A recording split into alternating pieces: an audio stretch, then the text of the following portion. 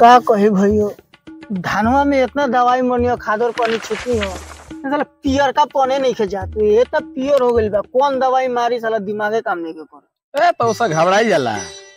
अरे चल जा कीटनाशक दवाई के दुकान में जाके कही कि हेता रहता हमारा धान देखी ना पियरियाता कौन दवाई मारे वो अपने तरह का दवाई दे दी है। हमरा तो भाई धानवा डूब गइल बा कोनो उपाय बा ओकर धानवा डूब गइल बा अब तो पानी निकली तबे व्यवस्था होई। उसने बोरिंग लगा दी का अब बोरिंग लगा गाड़ी में डलवा का पानी पूरा तो पानी से भरल है बा। हाँ सुन अरे आइडिया मछली पकड़े के ना मछली साज हो गइल बिहान ओकर बारे में सोचले बड़ा खराब आदमी बारा हो सावन में मछली खाई जाला खाली मछरिये तारा लौकता ना सावनो बीच है तो सब तो हमनी के तो सब वन परे बानी हमनी के तो एक अक्षर लिखले पढ़ले नहीं की जा ये तो बात ठीक बा भाई ठीक बा ना।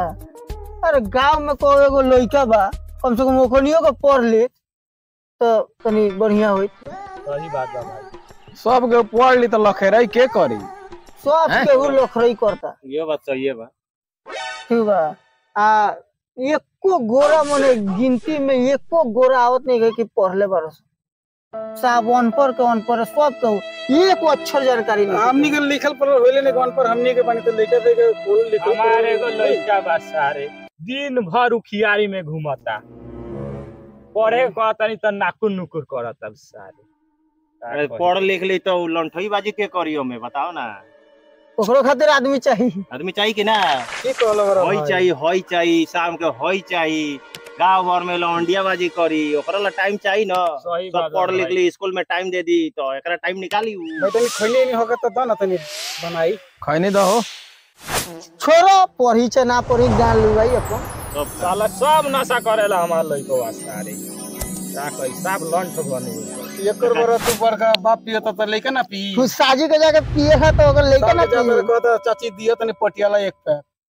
लेके उन देख देख लोग सिखता सिखत नहीं के ई बात बता तब का ये छोड़ दे के बात सारे बा पिया करे लइका इस बोधवा भाई हो बस सुरती खाल जाए चलो गांव घूम चलो चलो बनाओ चले के गाँव ओरी चलो बनाओ तो नहीं सब हम बनाओ तो समस्या के समाधान निकालल जाओ। चलो देखल जाओ का समस्या के समाधान निकली हो पैसा कोरी होइले नहीं के लइका पढ़ाई लो जेकरा लगे बा ऊ पढ़ाई अपन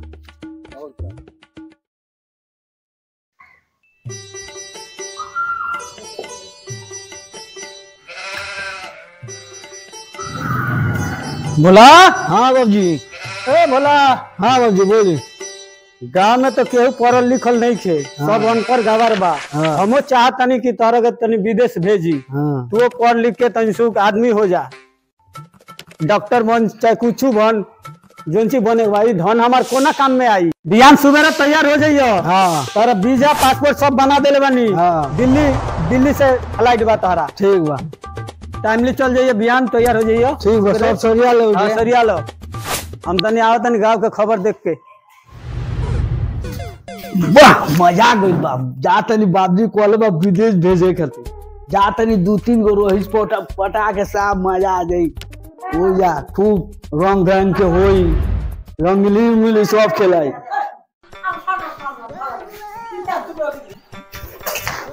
बाबजी जा तनी तो रोए तो विदेश भेजे तनी पढ़े जा तनी मन लगा के पढ़ियो ठीक बा नाम रोशन करियो ठीक बा देख ले घर उठ बारी सब देख के देखे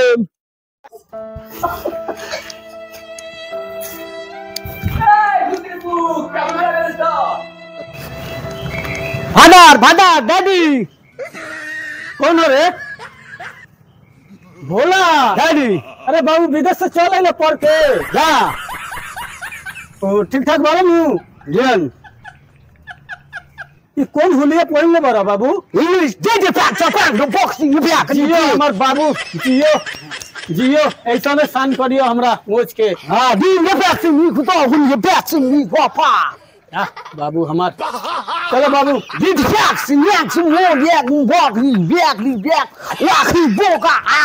हमरा तो इंग्लिश ना आवेला, हमरा तो मालूम नहीं के, लेकिन हम समझता नहीं के का बोला तरो। ये ड्रेस पहन ले बरो, ये बात तरो रास्ता में कोनो दिक्कत ना भाई। चलो बाबू चलो चलो घर जाके बतिया जाई। बाबू हाँ जाके नहावा लो, हम तनी पोरारी में काम बता तनी हम आवा तनी। हाँ चलो।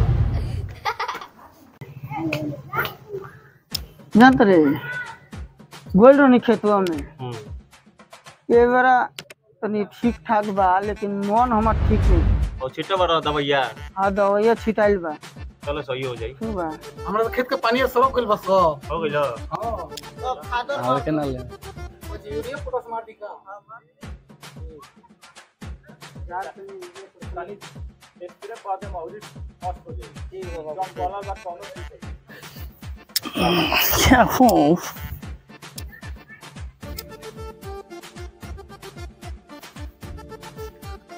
Hey man, give me water please. बहुत है यार। Hey man, give me water please. Hey man, give me water please. समझ में नहीं क्या होता यार। Hey man, give me water please. ए भाई बोलवा हमने के गांव में उगल जाएगी के आई लो कलिया देखी। हां कच्चा आई लो और चल बा और के आई बा अरे का बोला के लिया जाओ। Hey man, give me water please. करू का तोर व्यवस्था तो होता जो तो दुनिया दूर करे जो तो हमरा के इशारा में समझा देने की तू जरूर को हम भोलवा के बुला ले आओ तनी। ए उनका भोलवा के चिंता तो दोनों आदमी टांग के लिया ओकरे के बढ़िया से बोला के लिया ना आई तो टांग के लिए। ठीक बा ठीक बा। Hey man, give me water please. ए भाई है ना भाई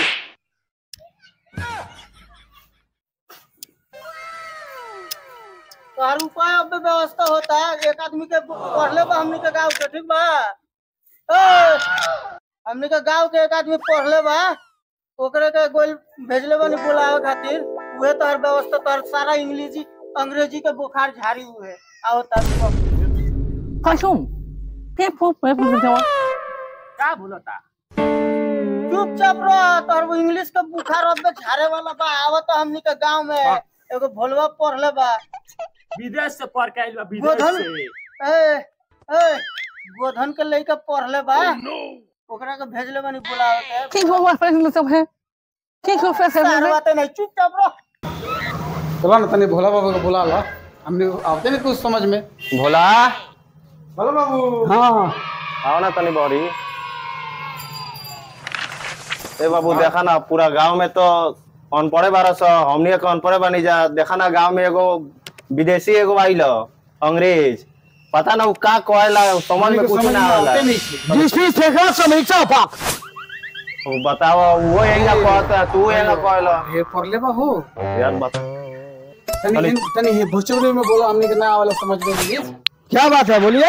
कहता नहीं कि गांव में एगो अंग्रेज आइल हाँ। देखा ना वो का बोतिया तो हमने के कुछ समझ में नहीं किया हो। हम तो नहीं जा पाएंगे, हम जाते हैं, हमारे बहुत दूर से आए हैं, इतना दूर से दे वो सब दुखा रहा है, हम जा रहे हैं। बाबू क्या बात केगा बोतिया होता मर्दानी समझ में नहीं आता। चलो ना हम नहीं जा पाएंगे, हमारे अरे तू ही एगो पढ़ल लिखल बाड़ा चला ना।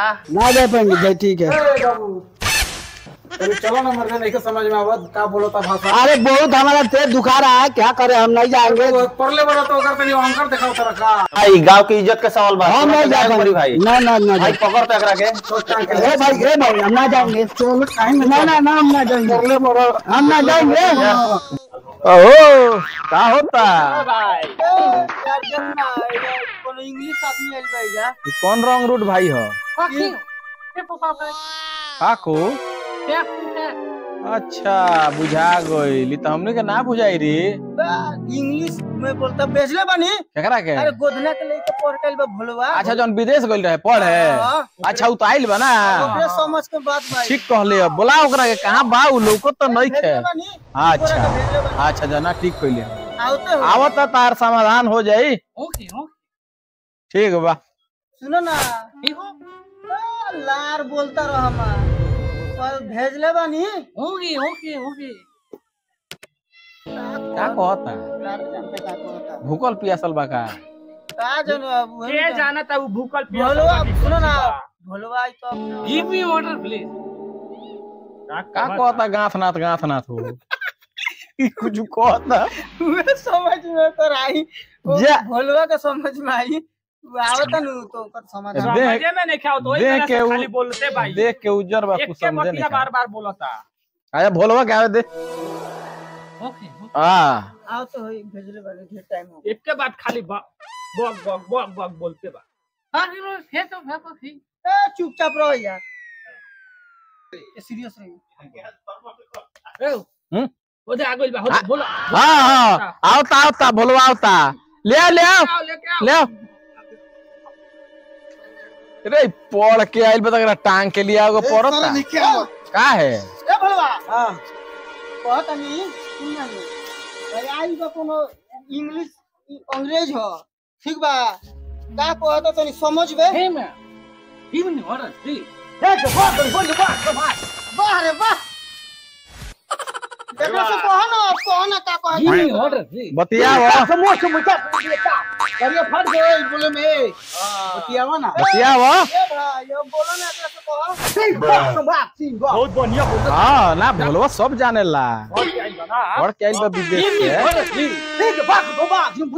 ये बेरा फाटो तो इशारा बाकी है बेरा हाँ रसिया गइल रहे नु पढ़ के आइल बा बतियाओ ना दबा के मारा दबा के एकदम बोलो टाइम की समझा भोलवा निमन से समझाओ तो You fucking fuck.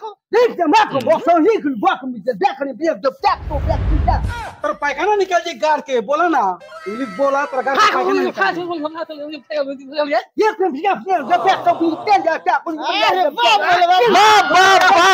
वाह भोलवा वाह मजा आ गइल अगर इंग्लिश सुन के हो Hey man, give me water please. अब बोलो Hey man, give me water please. वाह बोलो बाबा बोल गाड़ फाटला ना तारा अब बतिया बोलो ना Hey बोलो man, सारे give अंग्रेज me water please.